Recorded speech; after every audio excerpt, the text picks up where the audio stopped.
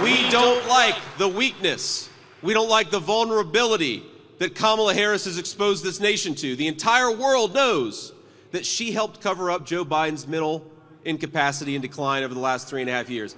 It's the biggest scandal, it may be in the history of this country. For 3.5 years, our country has been saddled with a president who cannot do the job. Now, we all see it, and we all watched it, and it's hard not to feel sad for him, but you got to feel sadder for the country that has suffered under that leadership. But America's adversaries have been licking their chops because imagine if we saw it for 3.5 years in public, how bad was it in private? And every single Democrat in leadership, including Kamala Harris, they covered up for Biden's incompetence. And if you're too dumb to realize that Biden couldn't do the job, or more likely, if you're too dishonest to admit it, you are not fit to be commander-in-chief.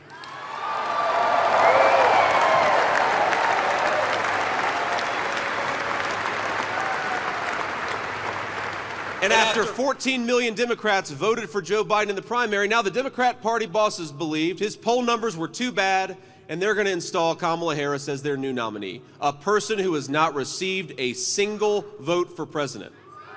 And the media calls it a coronation. I think we ought to call it a coup. In America, we don't crown our leaders, we vote for them. And remember, in the 2020 primary, Kamala Harris dropped out before the first vote was cast. She was so unpopular that she polled in the low single digits, even among Democrats, her entire campaign. She didn't get in the top 3 in her home state of California. And the reason is Democrat voters know that the American people would never elect a San Francisco liberal so far outside the mainstream. And I think we ought to give the Democrats credit where it's due. The American people will never elect a wacky, out-of-touch liberal like Kamala Harris. We're just not going to do it.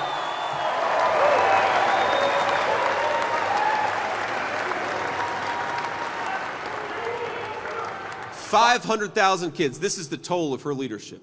500,000 kids have been trafficked by the cartels because of her policies, and she calls us disloyal.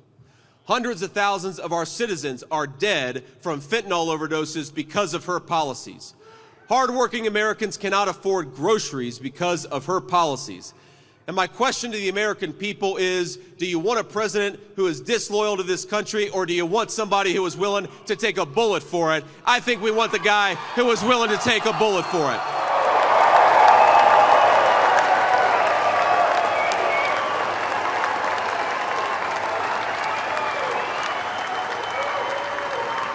So let me ask you, do we want open borders?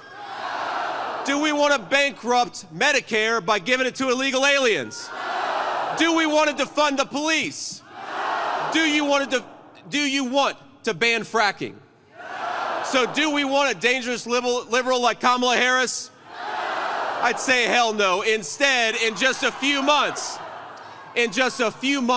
Nevada is going to lead a great American restoration of American strength, American prosperity, and American sanity. It's going to start right here. We're going to elect Donald Trump. God bless you all. God bless America. And God bless the great state of Nevada. We love you all.